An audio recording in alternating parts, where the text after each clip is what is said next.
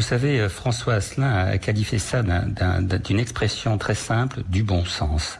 On a besoin de bon sens, de cas par cas, d'aménagement, et non pas de règles que l'on appelle de manière lapidaire et verticale. Il faut vraiment aujourd'hui... Oui, mais la règle claire est une règle intelligente quand même. Oui, mais justement, et je la défends, et j'ai même été, si vous me le permettez, un des premiers à le dire, alors que certains n'étaient pas forcément motivés. Je crois que là, il n'y a pas de débat. Ça veut dire masque obligatoire, sauf dérogation. On préfère le port du masque à la reprise de l'économie. Moi, je préfère le port du masque à la mort de l'entreprise. Je préfère le port du masque à la reprise d'un confinement local ou généralisé. C'est évident. Mais c'est vrai que c'est pas toujours facile de porter le port du masque. Est-ce que vous seriez heureuse de porter le port du masque et de parler devant le micro? Donc, quand on est seul dans son bureau... Non, mais si j'y suis obligée, je me résoudrai. Oui, mais effectivement, lorsque l'on est seul dans un bureau et qu'il n'y a personne autour de vous et qu'on ouvre la fenêtre, on peut très bien s'en passer. Dès qu'on est en contact avec les autres, c'est irresponsable de ne pas le faire. Il faut penser à soi, il faut penser aux autres, il faut penser à l'économie, il faut penser à l'emploi. Et puis ce virus, il est malin. C'est-à-dire qu'on pensait qu'il était parti, il revient en plein été, et on pensait qu'il arriverait au mois de novembre, il est déjà là. Donc il faut qu'on soit extrêmement vigilant, c'est pour ça qu'il faut porter le masque.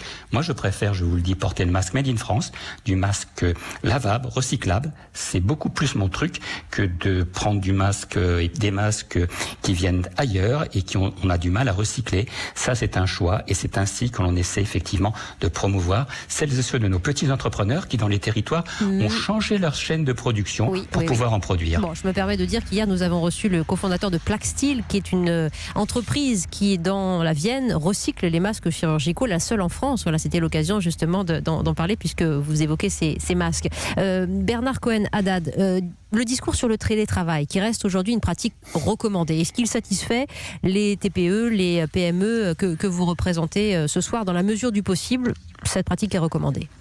Vous savez, on a découvert le télétravail et le travail à distance au moment des grèves des transports, pour nous, Parisiens et Franciliens, alors qu'on a vécu un Noël et un premier de l'an assez particulier quand même, ne l'oublions pas. Et puis, on a fait un bond exceptionnel dans la réflexion depuis le 15 mars. Moi, j'ai appris à utiliser des logiciels que l'on fréquentait ou qu'on utilisait que dans les grands groupes.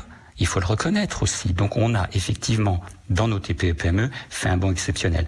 Aujourd'hui, pour aller plus loin, il y a deux choses. D'une part, il faut des moyens, il faut former aussi nos personnels. Je vous rappelle que plus de la majorité des télétravailleurs sont des primo-télétravailleurs. Il faut aussi lutter contre ce que j'appelle l'électronisme, c'est-à-dire ceux qui ne sont pas à l'aise avec l'outil informatique ou avec les smartphones. Et puis, il faut aussi que le dialogue social, et c'est l'objet d'une réunion mardi prochain avec les partenaires sociaux, le dialogue social au niveau national, mais aussi le dialogue social dans les territoires, soit plein entier avec l'État, la région, la ville, et tous ceux qui sont volontaires, parce que le télétravail ne doit pas être imposé. Vous savez, dans beaucoup de nos grandes villes, on vit dans des appartements exigus, y compris et surtout dans les quartiers populaires, ce qu'on appelle les quartiers de la politique de la ville. Il faut permettre à celles et ceux qui n'ont pas d'espace chez eux de pouvoir venir dans l'entreprise en respectant les conditions de sécurité.